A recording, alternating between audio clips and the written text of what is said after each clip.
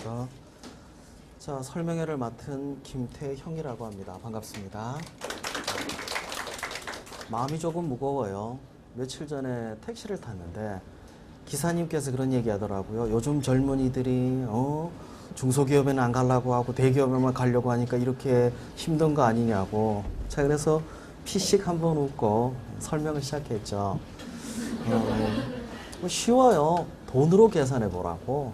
자, 4년 동안 대학 다니면서 쓴 돈이 얼만데, 그리고 입사를 하게 되면 돈 모아서 결혼도 해야죠, 집도 사야죠, 차도 사야죠, 뭐도 사야죠, 뭐도 사야죠. 그런데 중소기업 가서 계산이 서냐고.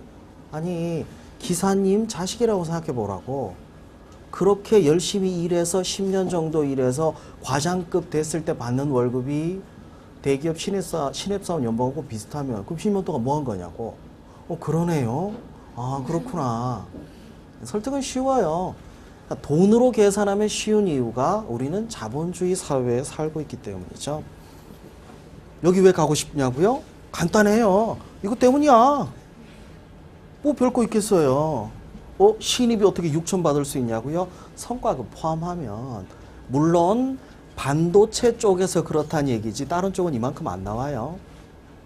여기 왜 가고 싶냐고요? 현대차가 좋아서? 아이, 이거 연봉. 오늘부터 시작해야지 라고 하는데 공부가 안 될 때 있죠.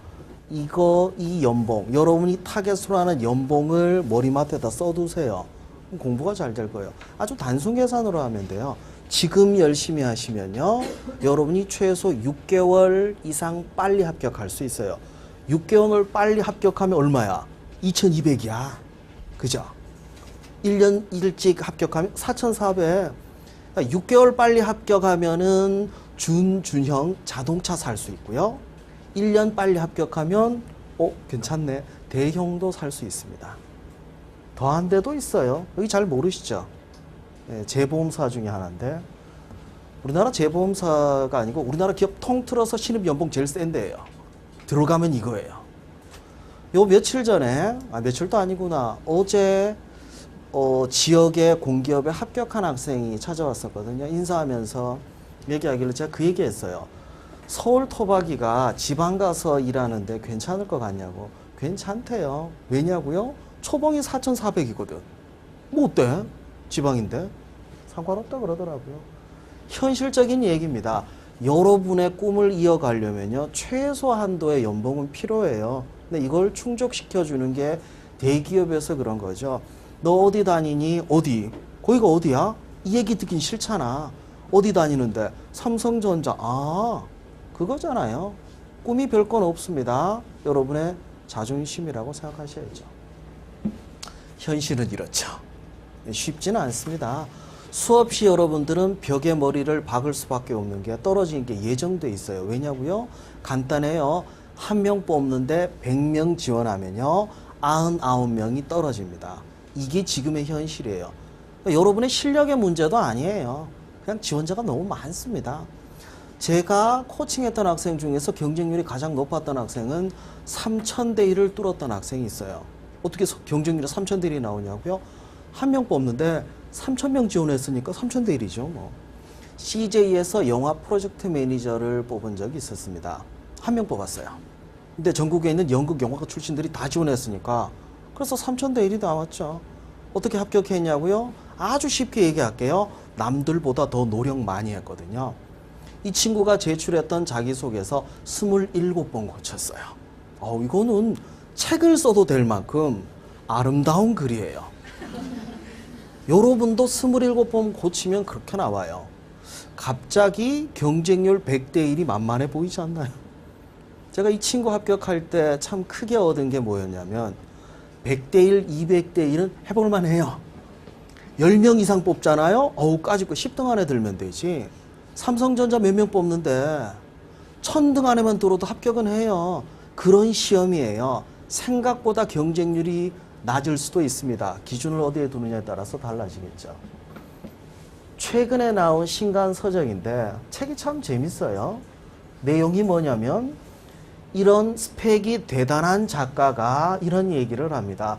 우리 사회 취업 시장의 현실에 대해서 비판을 하는데 비판만 했어요. 해결책은 없어요. 왜 없냐고요? 일자리가 많아져야 해결될 문제예요.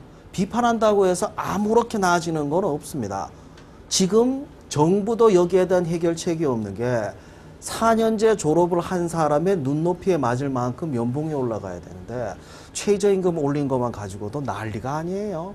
기업들이 쇼를 하고 있죠.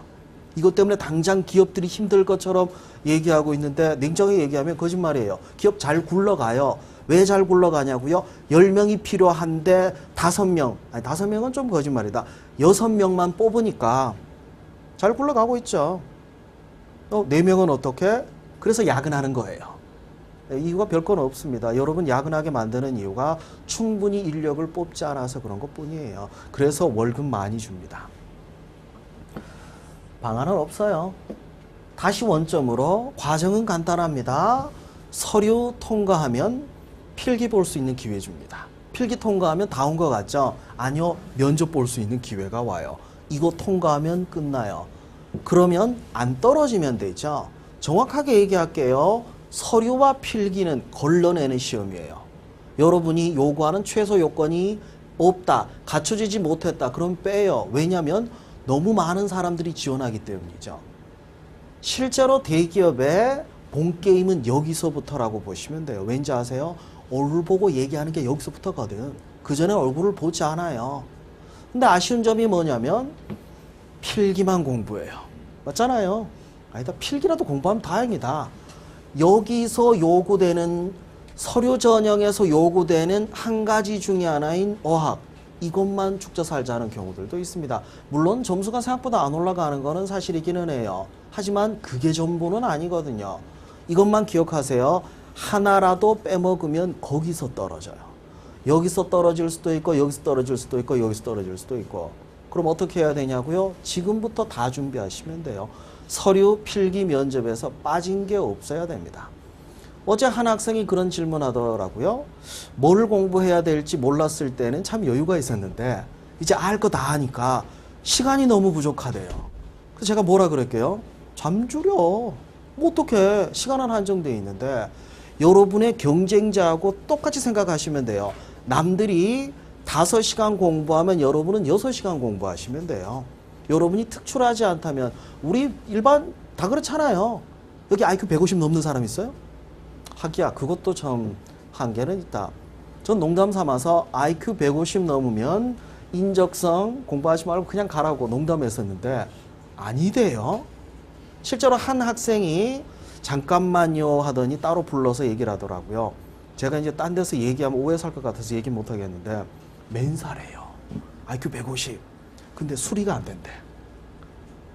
수학 계산이 안 된대요. 아, 그렇구나. IQ 150 넘어도 이건 공부해야 되는구나 라는 생각이 좀 들더라고요. 똑같아요. 다시 원점으로. 가끔 이런 상상을 할 때가 올 거예요. 언제냐고요? 떨어졌을 때. 근데 절대 주저앉으면 안 되는 이유 말씀드릴게요. 여러분에 대해서 한번 되짚어 보세요. 열심히 해왔으면은 주저앉을 필요는 없어요. 힘들 때 버텨왔으면 이제 한 발짝만 더 가면 됩니다. 그 한 발짝이 참 어려운 게 열심히 해서 실력을 쌓았다가 떨어지면 그대로 꼬라박는 경우가 있어요. 회복될 때까지 시간이 걸립니다. 그러면 기간이 길어지죠. 빨리 올라가야 돼요. 빨리. 그래야 기간이 단축됩니다. 6개월 단축되면 얼마라고 했죠? 2천. 1년 단축하면 4천. 회복하라는 게 취업 때문이에요. 합격은 참 많은 문제들을 해결해 줍니다. 제가 신기하게 생각하는 게 특히 여학생들이에요. 여학생들하고 보다 보면 카톡에 있는 사진을 가끔 볼 때가 있어요. 아니 뭐 딴 것 때문에 보는 게 아니라 사진의 피부톤이 좋아지면 이 친구의 기분이 좋은 거예요. 신기한 건 합격하기 전과 후에 피부가 달라요. 꼭 물어보거든요. 뭐 화장품 바꿨어요? 왜 갑자기 피부 좋아졌냐고? 그러게요. 합격하고 나니까 그런 것 같아요. 라는 얘기를 해요. 피부 질환도 나았습니다. 소화계 질환은 웬만하면 나았고요. 정신적인 문제요? 웬만하면 다 해결돼요. 뭐 이성 친구의 문제? 걱정하지 말아요. 갑자기 합격하면 자신감 생길 거야. 떠나간 사람 잡을 필요 없습니다. 새로운 사람 나타날 거라는 희망이 생기니까요. 자존감에 대한 얘기였어요. 결국 여러분이 자존감을 갖지 못하면요, 빨리 주저앉을 뿐만 아니라 회복이 안 됩니다.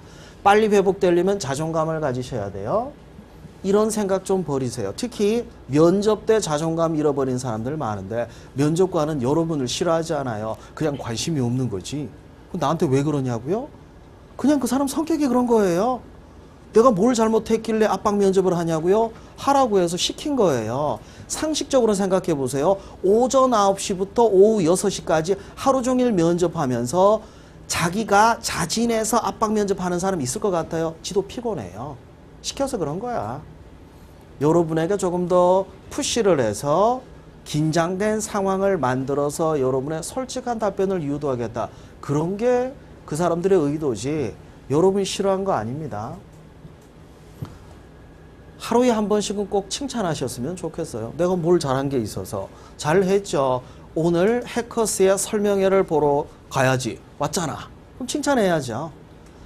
하루에 한 번 이상 칭찬할 거리를 만드시면 여러분의 자존감은 지킬 수 있습니다. 그런데 나는 최종적으로 내가 목표한 기업에 합격하기 전까지는 아무것도 이룬 게 없어. 그런 생각하면요, 이걸 잃어버려요.